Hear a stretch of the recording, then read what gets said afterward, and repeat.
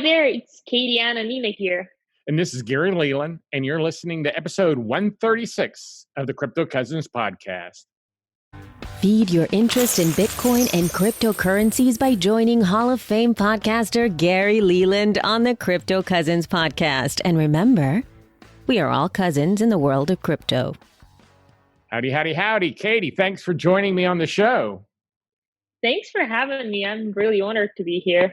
Well, I'm excited to be here. I was really impressed. We were talking a minute ago before the show, and you told me your native language was Russian, but you learned English like 5 years ago. I'm impressed with how good your English is. Yeah, I was born and raised in Russia, and actually 4.5 years ago, I decided to quit my university, learn language in 6 months, and move to the States, and so I did. What part of Russia did you come from? I was born and raised in Siberia, but then I lived in Moscow for a year and St. Petersburg for a couple of years. Okay, now I got to ask you, since I'm a movie buff, I watch a lot of movies, and a lot of times the Russians are the bad guys, in American movies. And they always send the Russians to the gulag in Siberia. I mean, in every movie, if the Russian guy gets in trouble, he knows he's going to a gulag in Siberia. Is Siberia really that cold and that bad? Or because that's the impression I get from watching movies. Well, it used to be, yes, people would get sent to Siberia because it was cold. There was not much infrastructure back there, but we were trying to, get on this new land and cover it with like new jobs and manufacturers. But right now, I think it's a great place. Yes, it is a little cold, but in town that I was born, we had great ski resorts. So my winters were amazing. I had a lot of fun. Well, that's kind of the opposite of you now, because every time I see, when I was like trying to educate myself about you, everything I saw, you're like on islands in the Bahamas or Caribbean. So you went from one extreme to the completely opposite extreme. Yeah, I actually moved from Siberia to Miami at the end of June. So when I landed in Miami, I was like, oh my God, there's no chance I can survive that. I'm melting. And it took me a while. It took me like a year to get used to this weather, but I haven't seen snow in like 4 years, and I'm okay with that. I really love to snowboard, so I'm going to spend a lot of time next season in the mountains for sure. Maybe I'll go back to motherland because I still haven't been back. But I'm enjoying warm weather for sure. Well, that's interesting.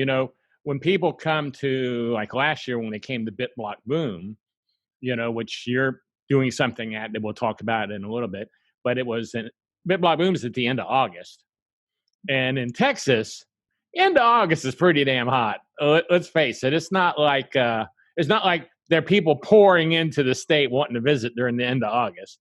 And it was funny to see how so many people, like from Canada or Finland or Europe, they were just dying in the heat.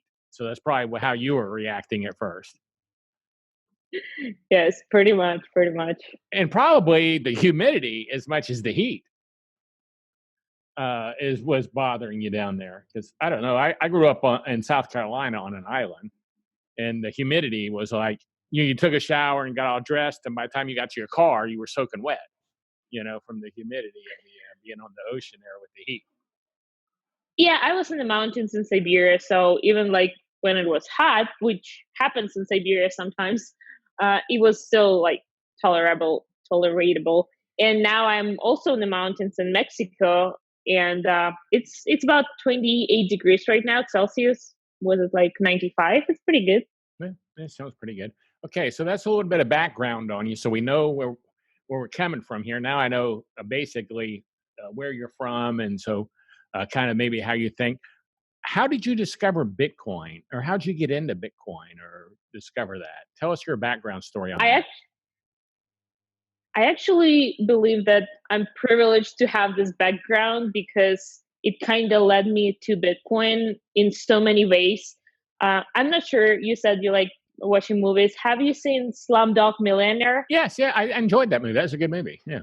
Yeah, so in this movie, just for audience, I watch a who lot never of seen the movies. I watch a lot of movies. So in the movie, a teenager in Mumbai gets on a TV show called Who Wants to Be a Millionaire, and he totally crushes that. Like, he knows answer to every question. And then they start an investigation on that because they just can't believe that teenager from Mumbai, like pretty much orphan, right? How does he know all these answers? And he walks them through every story in his life on how he discovered the answer to this question. Like, why does he know that? So it's pretty much my experience. I'm coming from Russia, and I experienced all the bad things of of broken financial system. Like, since I was born, Russian ruble dumped like 90% compared to US dollar. When I was born, it was like in 98, let's say. In 98, it was 6 rubles per dollar, and now it's 74 today. Oh, wow. So it's pretty crazy. And when you realize it, you're like, wait a second, something is wrong with that. And then I've seen my banking story is pretty crazy. Like, I would have my bank accounts closed without notice, and I wouldn't be able to leave my country because IRS would discover that something is wrong with taxes. And I'm like, wait a second, like, shouldn't you notify me or something?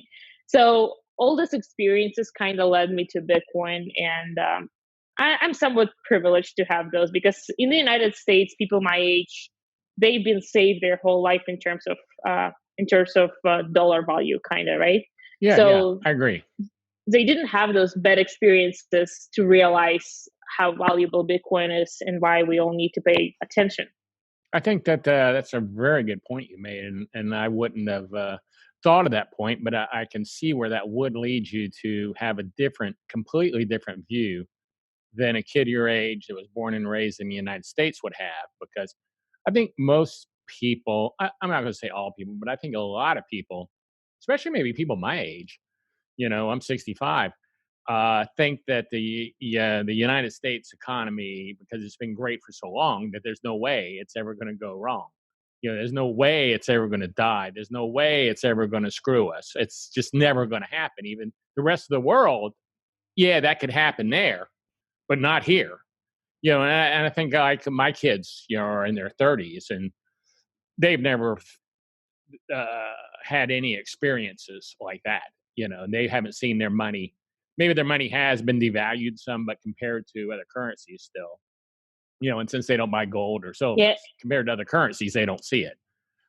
So I can see where that would be an education that you would have to live maybe to know. Do you think you're an anarchist? I know that sounds maybe that's a foolish question. Okay, I'm just asking. Definitely. Yeah, definitely. Yeah, because I watched, like I said, I researched and watched some of your videos, and I came up with that conclusion that you're an anarchist. And I don't know if I've ever asked that question to anyone, to be honest with you.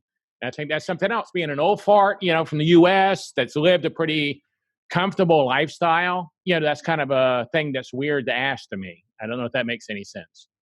I'm not knocking you for it. I'm just being conversationalized. No, I'm very comfortable with saying that. Yes, I'm definitely anarchist. And again, I think my experiences just led me to that. Like, during the last 110 years, Russia was monarchy. Then we built communism. And then we were like, no, wait a second, we're going to be democracy now. And all that happened in the last 100 years. So like 3 generations, right? And when you went through all that and nothing worked, you realize that, like, the control in any way doesn't really work for people. So maybe there is something else that we can do. And yeah, definitely, I'm an anarchist. There you go. I pegged it right then, huh? Pegged it right. See, that's why I do these shows, so I can get to know people. I don't think that you can understand the world unless you understand how a lot of people think. If you just like sit around going, "Oh, that's not right," you don't know what's right or what's wrong because you didn't explore it. You just are closed-minded. And I try not to be that way. I do have another question though. Now that I've solved that, I don't understand the passport deal because I know you're big into the second passports and stuff. Would you explain that to me? Because I don't understand that part at all. Because I've got one passport, it's a U.S. passport, and I use it anywhere I ever go. And I got one citizenship. And you're real big into, from what I can tell, multiple passports, or at least 2, multiple citizenships. And I don't understand that at all. So can you explain that to me? So I'm a flag theory advocate, and flag theory stands for, like, this is how you limit your dependency on any one particular state, right? You plant new flags in different locations. Let's say you hold your medals in like Singapore account, you have your Bitcoin in cyberspace, then you hold your passport that you got by birth, then you get another passport from tax haven. And in this way, you kind of like diversifying your portfolio, right? So if one of the government decides that they don't really like you, you always have a second option. And in Bitcoin space, we're all about self-sovereignty, right? Like this is sovereign money. So what are other areas of our lives that we can achieve sovereignty? And I think that second passport is what brings it as well. So matter of fact, this is kind of funny that we're talking about this. Like a month ago, within the last month, my wife, she goes, what is the deal with people having dual passports? Do they give up one? Because I mean, it's like kind of, I think to a lot of people my age, maybe it's kind of a unknown thing. We're like, why would you have to, or do you have to give up one? Because our neighbor is from England, and he's like 66 maybe, and he has dual U.S. and UK. And she was like, what's the deal with Nigel being in this two citizenship deal? And I said, I think a lot of people are. I don't think that's unusual, but it seems unusual to us, to have two, but it's, I guess in a whole, it's not unusual if you take the rest of the world. Am I correct on that? Or is it just people in the United States that would be more apt to think it's unusual? Or would the rest of the world go, sure, everybody's got two? I would say it wasn't really needed because government weren't tracking us that good. They didn't have their shit together in terms of like controlling our travel and all that stuff. But lately, like they know pretty much everything, where you go, what you do, and it's becoming more and more common for U.S. citizens lately, because U.S. passport is pretty unique. Like they have citizenship-based taxation. So no matter where you live, no matter where your income comes from, maybe you haven't been to the United States for 20 years, you're still supposed to file taxes every year, even so like you have nothing to do with USD even. So that's why a lot of people start to opening offshore bank accounts, getting their second passport, because all the banks in the world pretty much need to follow FATCA. It's like an agreement, about it. And a lot of if they want to be in the banking business, they have to work with the U.S. Yeah, but they have to comply with U.S. law, and it's really complicated. So sometimes they're like, hey, you're from the U.S., you're not going to be able to open bank account at our bank. So it's really complicated for U.S. citizens. And immigration process is what made me look into that a lot. When I got to the U.S., I got there with tourist visa, right? So I would only be able to stay for 6 months. But I realized that there are a lot of holes in the process with government entities or those who try to comply with government laws. They just don't know how to deal with foreign citizens or with those who have more than one passport. So I managed to get bank account without social security attached to that because I just simply didn't have one. And I got my driver license without social security number attached to that. I even managed to get on Bitcoin on-ramps accounts without social security number attached to that. So it's pretty convenient to be foreigner sometimes. It seems like you have more advantages compared to citizens. For example, my dad still uses his Florida driver license in Russia. His license has been expired for over a year.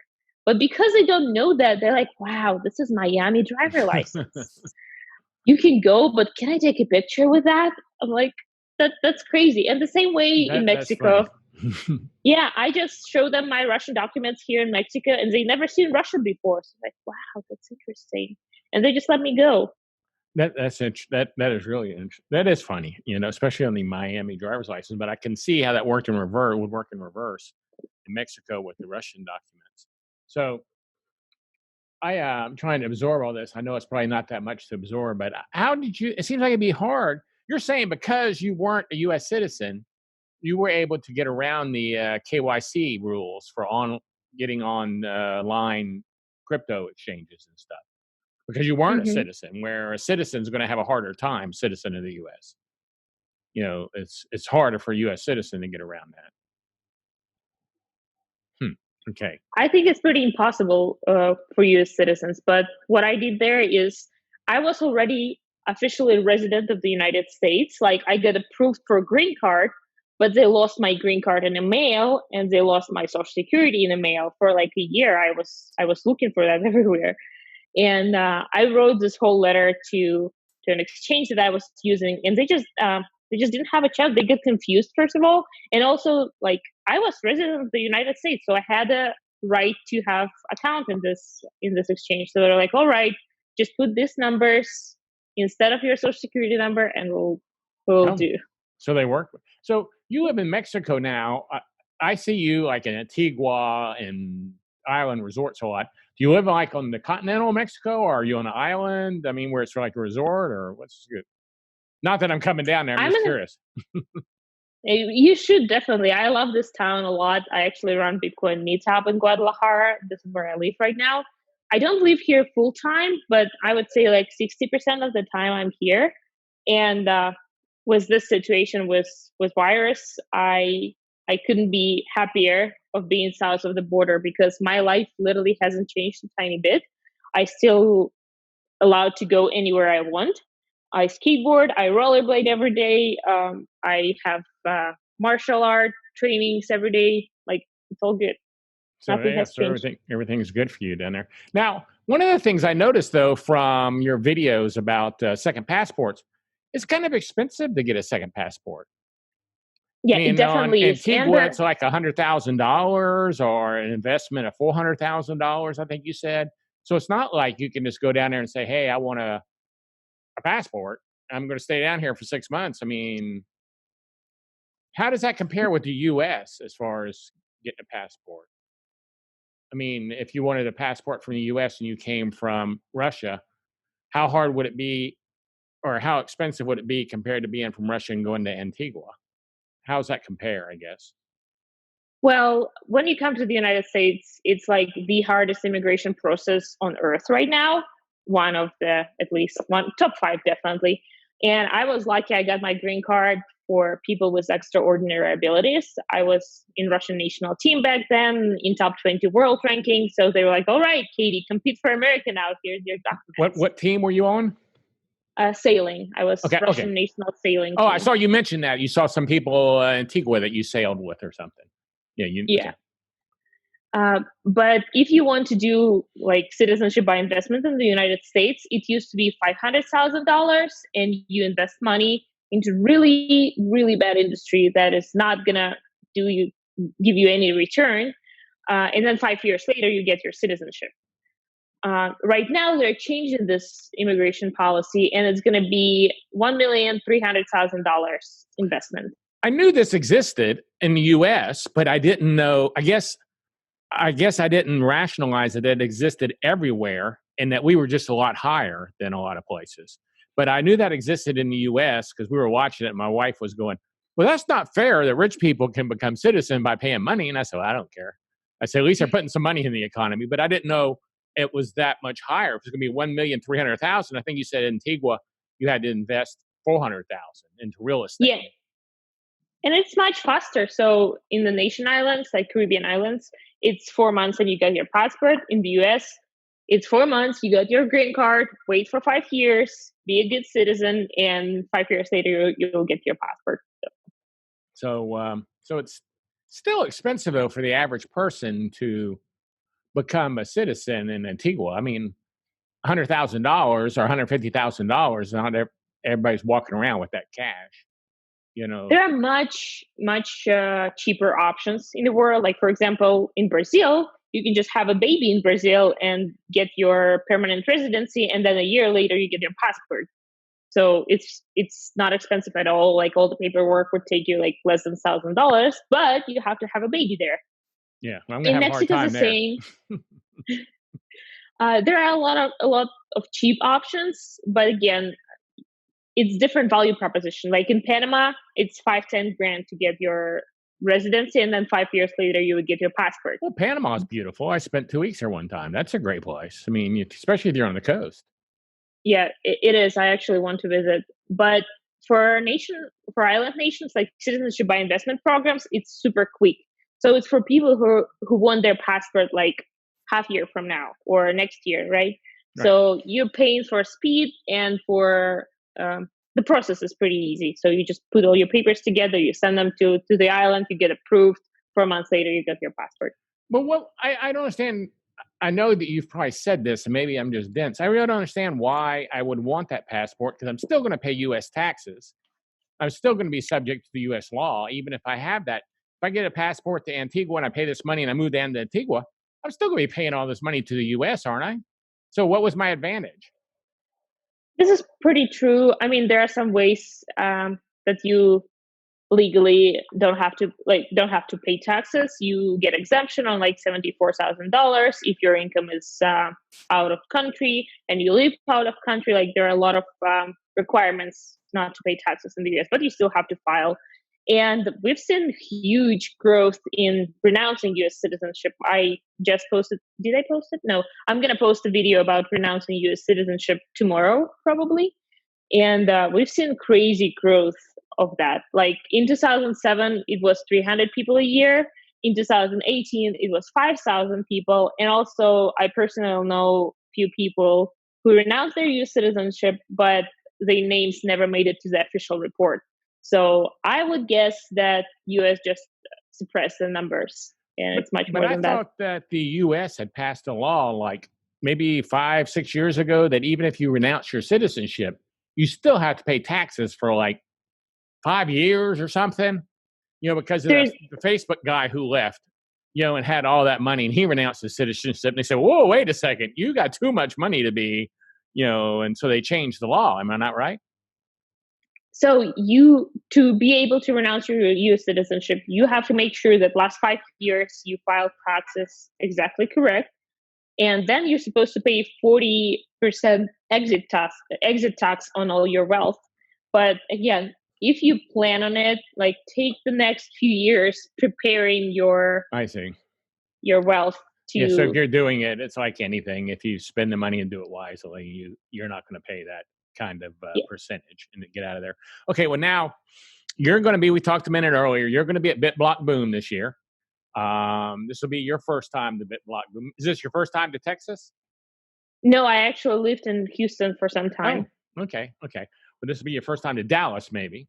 So you're going to, and you're doing the Underground Citadel the day before. BitBlock Boom starts officially on Saturday, and then we have satellite events going on Thursday and Friday. And you're heading up a satellite event called Underground Citadel, which is at undergroundcitadel.com if they want to register. And I think this is a free event. And it looks like it's most of the day. It's a lot of time. I mean, you've got a lot going on. It's not like you just walk in and walk out. And this is the kind of thing we were really wanting to get going at BitBlock Boom. I want BitBlock Boom to eventually be like, it starts Monday, and there's something all week long until they get to the conference on Saturday and Sunday. So tell me all about it, because I don't even know everything about it. So I want to know about it. So tell me. So Underground Citadel is what every Bitcoiner needs to know outside of Bitcoin. So all things that brings you to self-sovereignty, self-defense, self-medical care, self-sufficient housing, like renewable energy and collecting water, all that stuff. We'll also talk about anti-surveillance, and I'm sure it's going to be amazing. Unschooling as well. Well, I'm excited to see it. I know you were originally going to do this in San Francisco at Bitcoin 2020, and then that got postponed. And as of now, I still don't think they have announced the date of when it's going to happen, if it happens. So I guess you said, well, we're going to do this. And I'm glad you contacted me so we can make it happen. Because like I said, my goal is to have a whole week of stuff going on. And most of it won't be mine. It'll be other people's, like you doing things like this. I think you've got Matt from Start 9 he had something, and maybe y'all worked out to do something. We have events in the same day, so we're gonna make sure we're not overlapping.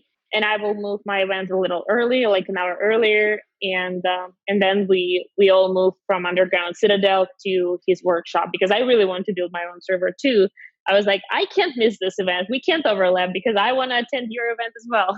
Well, I bought one of his servers. I was very impressed with it. So I bought one, as a matter of fact. Now, I want to make sure if you're listening to this and you don't know about BitBlock Boom, then this has got to be the first time because that's all I ever talk about. But if you're not familiar with BitBlock Boom, I call it the real Bitcoin conference because that's all we talk about. We don't talk about altcoins and we're not that worried about blockchain. We're worried about Bitcoin. And this is in Dallas in the end of August. So it's hot. So get ready for that. But everything's air conditioned down here at least ways, but there's going to be a lot of stuff happening.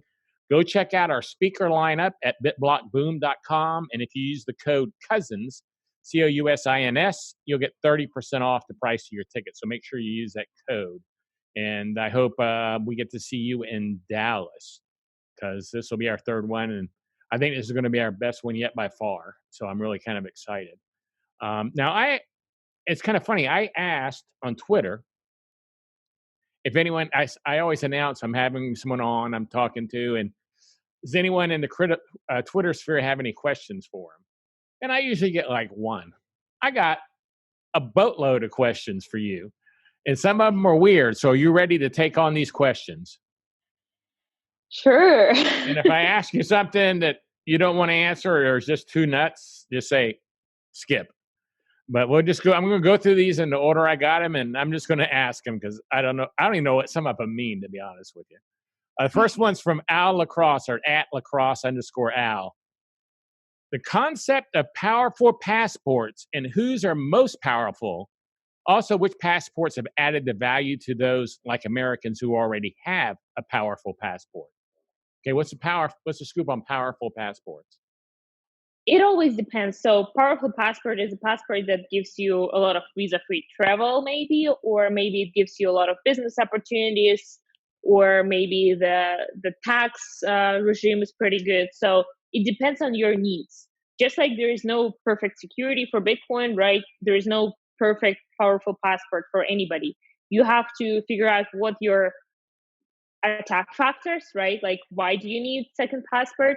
And then you need to figure out where you want to live. Do you have a family or not? This also brings another question. And like, it's a lot of strategical planning to understand which passport you should get. In my opinion, US passport used to be powerful. At this point, I would think it's it's less of an asset, more of a problem in my opinion. So I'm eligible to get US passport very soon, but I'm definitely not getting one because I'm like, my hands are tied. I will have to file US taxes for the rest of my life, no matter where I live. And it's not that easy to renounce as well. So you have to figure out what you're trying to achieve by getting second passport and put all these questions in the equation and then do research. And I'm happily to help any Bitcoiner out there to come up with the best solution for him or her. And just reach out to me on Twitter. I'm happy to answer questions anytime. Well, you were very easy to reach on Twitter, I've got to say, so they should. Okay, question number 2. At N17. Can you do a kickflip on your skateboard? Well, I gotta say that I'm not that good at skateboarding as some people think. I'm pretty good at snowboarding. I've been snowboarding my whole life, and like we had 8 months of snow in my hometown. Why wouldn't I? Yeah. So I only started skateboarding a few years ago in Miami because I just didn't have access to snow.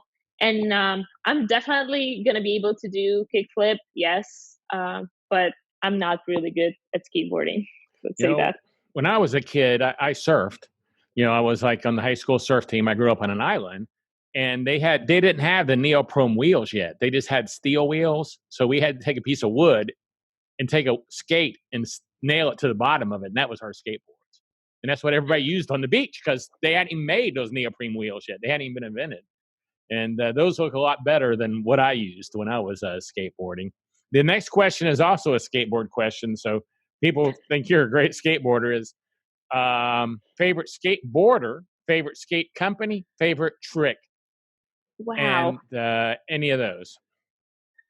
Well, I mostly skateboard in a ramp, and as well as in snowboarding, I would do half pipe as well. So it will be, I don't know, who is my favorite skateboarder? You probably don't know them because they're Russians. I definitely won't Yeah. know him, even if they were Americans, personally. But he might. That was at Coin or Cowris. Let's say I will go with Shaun White, and so he's a snowboarder. He's a great skateboarder as well, but I was a fan of him for a while, so I'll just stick with that. And he's great hot fiber. Like, he's amazing, obviously. Well, he also wants to know, why do you think so many skate peeps, and this might apply to snowboard peeps too, why they're into Bitcoin? Wait, we're really rebellious. Like, you have to think different to be a skateboarder. You have to be into alternative subcultures, right? Like, that was the case, at least when I started snowboarding and skateboarding. So you already kind of weirdo. And then being weirdo in terms of having Bitcoin and stacking sets is like, duh, it's normal for me. I'm weird all my life. So might as well get on a Nothing new unusual financial there. system. Yep. Yeah. Okay, this is from Alpaca SW. How much can you deadlift?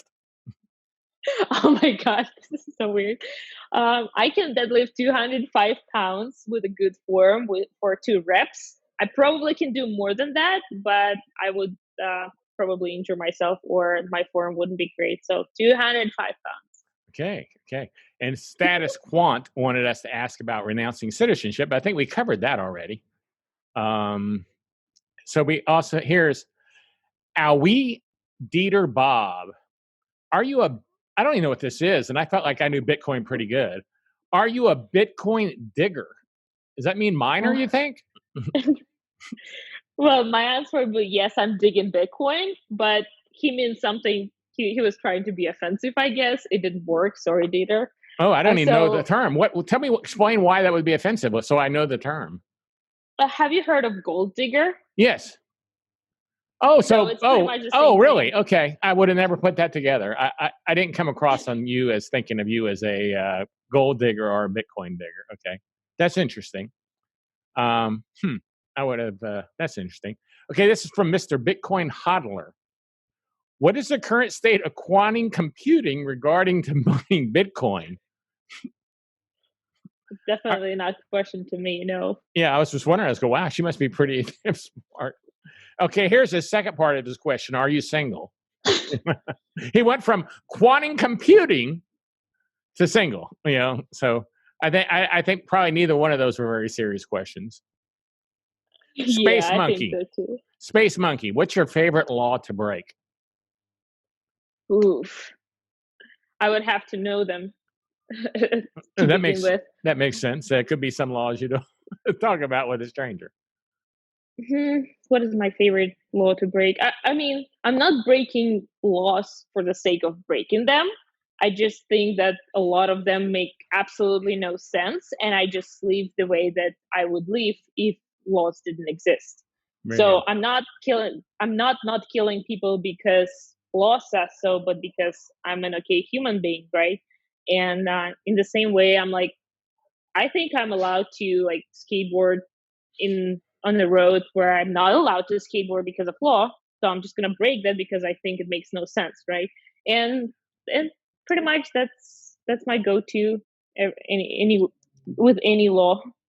Here, this next question I actually found this next one kind of interesting. It was from New Light Funds. How do you define patriotism? Patriotism. Mm-hmm. I don't know. I'm not a patriot. I mean, I like Russia and all that stuff because I was born there, and I have a lot of great memories connected to Russian culture and Russian friends and Russian language. But I don't think patriotism actually exists. I think it's a made-up thing brought by government because it's another way to control us, right? Patriotism. When did we see the most spikes of patriotism? During the war, right? Yeah, I was going to say right when the war happened. Whenever a war happens or a catastrophe like 9/11.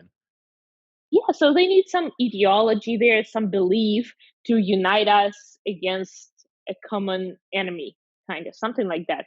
So any ideology, as well as, in my opinion, religion, is something to control us. And you're allowed to believe on whatever you want to believe, but just make sure it's an actual belief coming from your point of origin instead of just believing somebody who wants to control you. That's my thinking on that. Sounds like a good thought. We're getting near the end here. Oxtail 1. Do you deal with imposter syndrome at all? And any difficulty being in this space as a woman? I actually had to Google imposter syndrome. I know. I'm glad you did your homework. Yeah. So the idea of imposter syndrome, that I think that I know way less than people around me and they're way more knowledgeable. And I feel that way in a lot of cases, but not because of imposter syndrome, but because people actually know a lot on Twitter. And that's why I'm there. I'm not trying to show everybody how smart I am. I'm there to learn, right? So I'm okay with people knowing more than me, as long as I can acquire this information and get smarter myself, right? So yes, some people know more than me, and I'm okay with that. Do I have problem to be female in the space? Well, first of all, I don't know how it is to be a man in the space. And I gotta say, I feel very comfortable to be woman in the space, just like I feel comfortable to be woman in my life, in my body. The same way with Bitcoin, it's just a little unusual, which I think very natural, that not many women are interested in that. But no, I have no problem with that. I feel very comfortable. I never had problems with having this particular gender. So Okay. So yeah, I think the statement you made though about that on Twitter or wherever, there are a lot of smart people in the space. I think there are a lot of smart people in this space. I mean, I'm 65, so I've been involved with a lot of things, since I turned an adult at the age of 20 or whatever, in 45 years. But I've never been around, I feel like, as many smart people as I have been in the Bitcoin space. I mean, just personally. So I'm around. I used to feel like when I was in a room in other spaces, I was like the average person. Now I feel like I'm normally the least intelligent person in the room, and in the Bitcoin space, because there's so many intelligent people in it. And I'm just going to read this question, and I think someone's just messing with you here, but maybe you can tell me if they're just messing. This is from Beer Namo, and I can't even read this hardly. And so I want you to tell me this guy's just messing with me, because we got another quantum risk here. Both in relationship to methodology for quantum risk assessment by Dr. Moscow, fill in the numbers. V equals W equals X equal V plus W plus Y equals blank years. Are you some big mathematician that I didn't find somewhere? Well, I really like math for sure, and that was my background. I was doing economics and finance, and I was there you really go. into See, math. I had no idea what this was. I'll be honest with you. See, I'm around stupid. I'm one of the stupid people around all the time. What does this even mean? I'm not sure. I'll have to look up this question, because I can't really understand it by ears, I guess. But he's probably just messing with me. Okay. Maybe because I'm Russian, or maybe because they're trying to confuse me with this question. I'll have to look it up. I will make sure to go back to this question on Twitter and respond to that.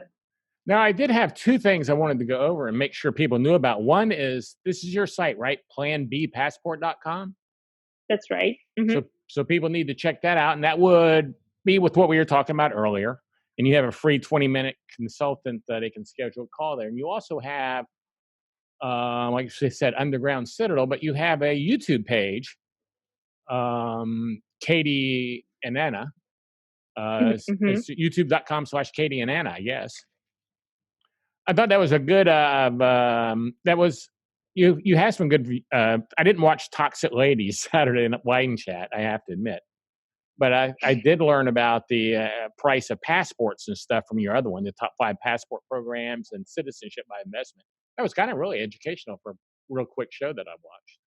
Thank you. Yeah, I started this YouTube channel very recently, less than a month ago, and I will make sure to fill it up with different content.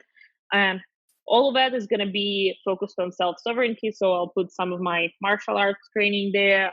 I'll take more about taxation in the US and Canada. I will talk more about different citizenship options. A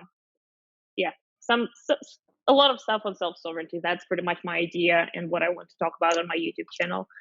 And Plan B Passport is pretty much a separate brand from the company that I've been with for a while. But Plan B Passport is separate brand for Bitcoiners, because I think that Bitcoiners are not really interested in like Montenegro and some European passports, but those that I listed on Plan B Passport are tax havens. So it's like really convenient passports for Bitcoiners. Okay. Now, is there anything you wanted to maybe go over that we didn't cover? I want to make sure that we didn't miss out on something, if there's something that you really wanted to promote or go over.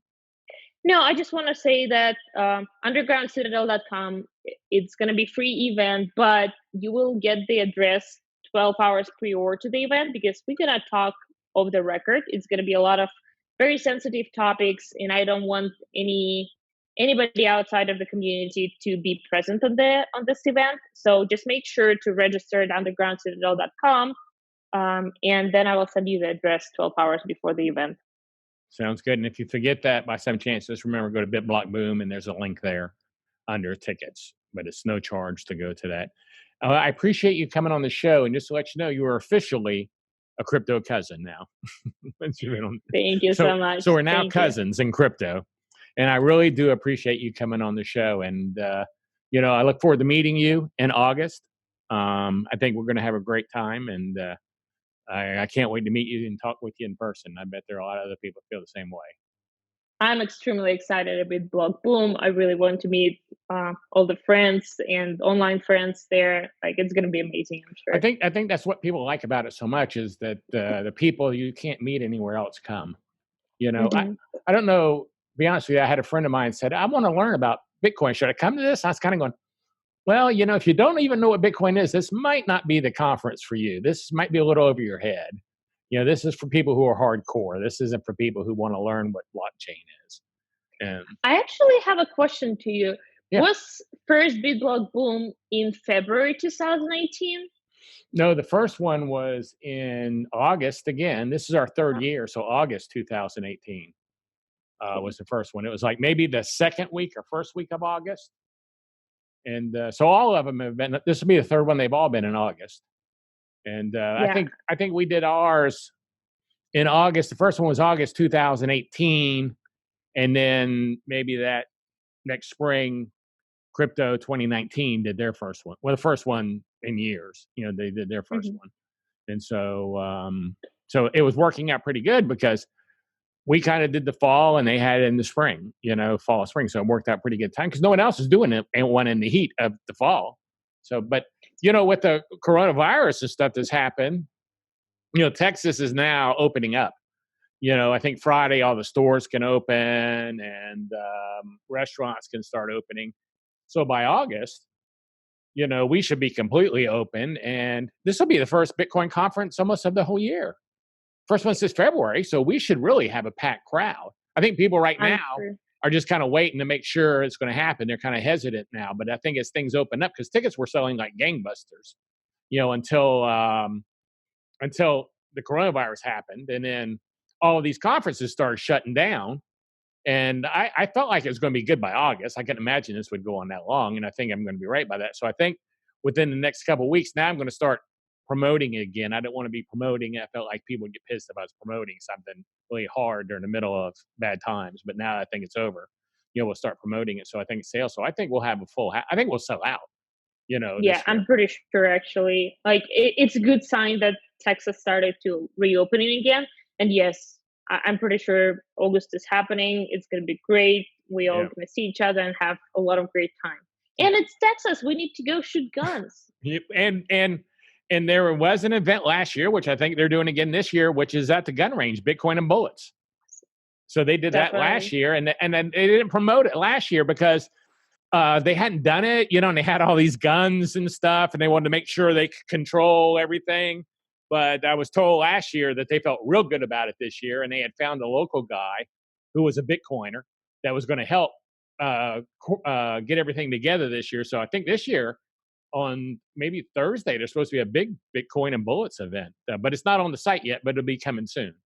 But that's not my event. So yeah, sign me up. You got to come here and shoot guns. Yeah, I got a new gun the other day. I bought my wife a semi-automatic 22. Just something small and light that she could use for protection if she needed. And I posted it on a site, just a picture of it, and it got taken off the site. And I was so weird. I said, "You can't even post a picture of a gun?" And they told me, said someone got scared. I said, by a picture of a gun? Wasn't even anyone holding it. People are weird sometimes. Yeah.